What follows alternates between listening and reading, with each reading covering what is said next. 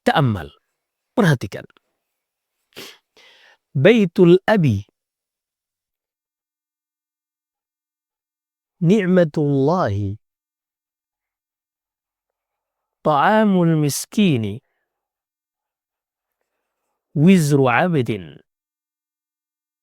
Perhatikan di sini, kata bait, kita sudah ketahui tadi, bait itu rumah, dan al-ab adalah ayah.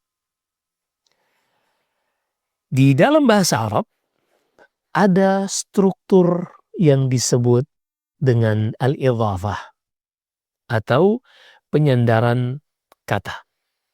Yang mana dua kata, ketika yang satu disandarkan kepada yang lain, maka di sini menunjukkan makna kepemilikan. Seperti misalnya di sini kata baitul abi. Perhatikan di sini kata baitul abi. Bait asalnya kalau diartikan secara terpisah artinya adalah rumah. Dan ab artinya adalah ayah. Ketika disatukan dan kita ingin menyandarkan kepemilikan rumah ini kepada sang ayah, maka bentuknya dijadikan seperti yang tercantum di sini, baitu al-abi. Pada kata baitunya diberikan harokat dhammah, tapi ketika disandarkan kepada pemiliknya, maka pemiliknya ini selalu di kasrah atau majrur.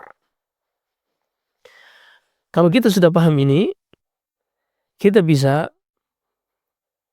memahami lebih mendalam dengan mengetahui kaidah bahwasanya yang atau objek yang akan kita sandarkan kepemilikannya ini disebut mudhaf. Ini hanya istilah, kita tidak menghafal istilahnya pun, tapi ketika kita bisa menggunakannya dalam praktek sehari-hari atau ketika kita mendengarkan orang berbicara atau membaca ayat Al-Quran yang bentuknya idhafah ini kita paham, maka tidak terlalu penting untuk mengetahui apa nama istilahnya. Jadi objek yang akan kita sandarkan kepemilikannya ini disebut mudhaf. Adapun objek yang kepadanya kita sandarkan kepemilikan, artinya dia pemiliknya, dikatakan mudhafun ilaih. Dikatakan mudhafun ilaih. Jika kita sudah paham ini, kita akan kembali kepada contoh-contoh di atas tadi. Perhatikan. Baitullahi.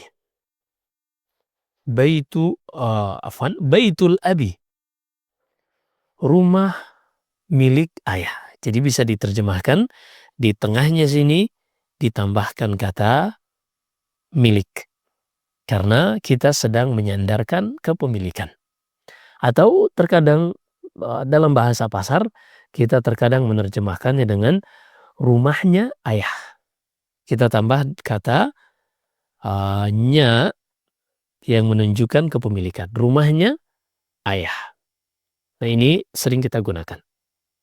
Sah-sah saja karena kita pada tahapan ingin cukup memahami apa yang didengar saja. Kemudian contoh kata yang berikutnya atau kalimat berikutnya adalah ni'matu Allahi. Berarti artinya adalah nikmat milik Allah. Nikmat yang datangnya dari Allah. Atau nikmat milik Allah. Artinya semua yang kita miliki berupa fasilitas, semua adalah nikmat milik Allah yang dititipkan kepada kita. Ini makna ni'matullah. Ta'amul miskin. Makanan untuk orang miskin atau makanan milik orang miskin.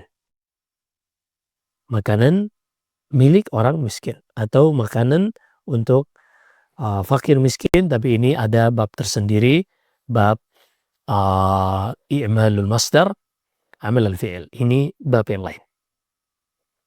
Kemudian yang terakhir, ta'am, tentunya kita sudah tahu artinya, adalah makanan. Dan miskin ini bahasa yang sudah diadopsi dalam bahasa kita.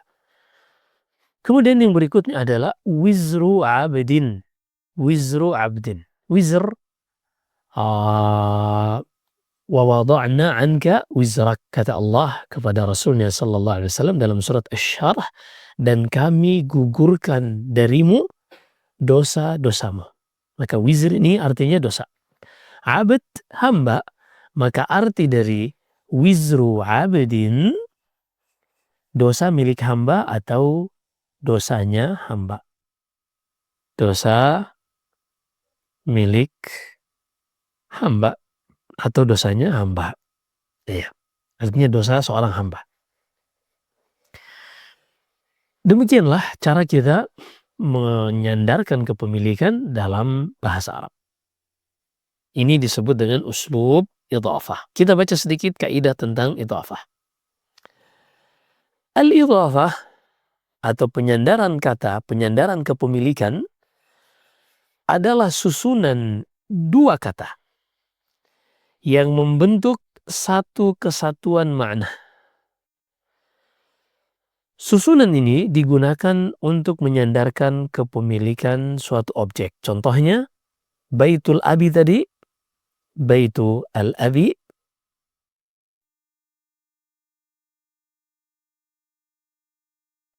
kita artikan rumah milik ayah. Diperhatikan kata rumah ini, kata milik ini sengaja digarisbawahi karena itu berarti makna tambahan untuk memahamkan makna dari susunan Baitul Abi. Baik, di sini ada tambahan wawasan faidah. Mudhaf ilaih selalu majrur atau berharokat kasrah. Mana yang mudhaf ilaih itu? Perhatikan pada kata al-ab. Tadi perhatikan di sini susunan ada mudhaf ilaih. Mudhaf ilaih ini atau yang kepadanya disandarkan kepemilikan ini selalu kasrah atau majrur. Ini selalu. Misalnya kita ingin mengatakan baitu, atau kita ingin katakan misalnya qalamu,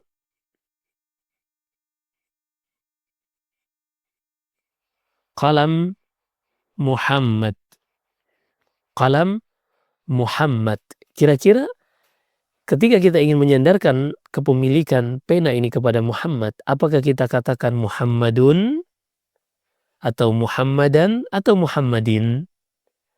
Setelah kita pelajari kaidah idhafah tadi, perhatikan pada mudhafun ilaih, ternyata mudhafun ilaih atau yang kepadanya kita sandarkan kepemilikan selalu kasrah. Sehingga dibaca qalamu Muhammadin. Ini kaidah. Kita kembali pada kaidah tadi, mudhaf ilaih selalu majrur atau berharokat kasrah. Kemudian yang berikutnya, harokat akhir dari mudhaf bisa berubah-ubah tergantung kedudukannya dalam kalimat. Artinya ini akan kita ketahui pada pelajaran lebih lanjut. Tapi hukum asalnya mudhaf yang ini, hukum asalnya adalah, hukum asal dari mudhaf ini adalah dhammah. Dan nanti akan terjadi perubahan, tapi kita akan pelajari nanti semester 2 insyaallah ta'ala. Untuk saat ini masih ringan karena memang ini untuk dasar. Ketika dasarnya kita sudah mantap, ketika kita akan melewati 4 anak tangga dan kita benar-benar mantap memijakkan kaki kita di tangga pertama, insyaallah melangkah ke tangga kedua pun kita tidak akan kesusahan. Tapi kalau seandainya kita langsung melompati kepada tangga kedua atau tangga ketiga, apalagi keempat, maka seorang pasti akan kesusahan dan putus asa. Baik, kita masuk pada tadribat dari pelajaran yang kelima ini. Iqra'il kalimatil atiyah mura'iyan qa'idatan nutq bi'al. Bacalah kata-kata berikut dengan memperhatikan kaidah cara membaca al. Ini jadi setiap perintah sebagaimana kita sudah sebutkan ada terjemahan di bawahnya. Maka ini silakan dibaca teman-teman, silakan dibaca dengan memperhatikan kaidah cara membaca alif lam syamsiyah atau qamariyah.